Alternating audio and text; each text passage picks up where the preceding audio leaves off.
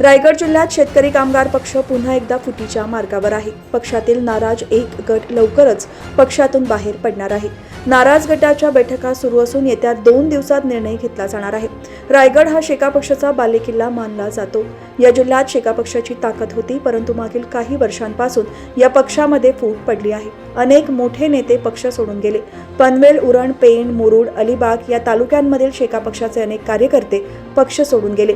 अलिबाग तालुक्यात पक्षाची ताकद होती, परंतु नुकत्याच झालेल्या विधानसभा निवडणुकीत शेका पक्षाचे माजी रायगड जिल्हा चिटणीस ॲडव्होकेट आस्वाद पाटील आणि माजी आमदार पंडित पाटील यांना उमेदवारी न मिळाल्यामुळे ते नाराज झाले। त्याचा फटका शेका पक्षाला बसला। या निवडणुकीत जिल्ह्यातील शेका पक्षाचे 4ही उमेदवार पराभूत झाले। त्यामुळे पक्षात निरुत्साहाचे वातावरण आहे। पक्ष नेतृत्वामुळेच पक्षाची ही अवस्था झाली आहे, असे नाराज असलेल्या गटातील नेत्यांचे म्हणणे आहे। पक्ष नेतृत्वावर नाराज असलेला हा गट लवकरच पक्ष सोडणार असून लवकरच आपला निर्णय घेणार आहे। या फुटीचा परिणाम पुढील काही महिन्यांमध्ये होणाऱ्या जिल्हा परिषद, पंचायत समित्या, नगर परिषद आणि ग्रामपंचायत या स्थानिक स्वराज्य संस्थांच्या निवडणुकीत होणार आहे।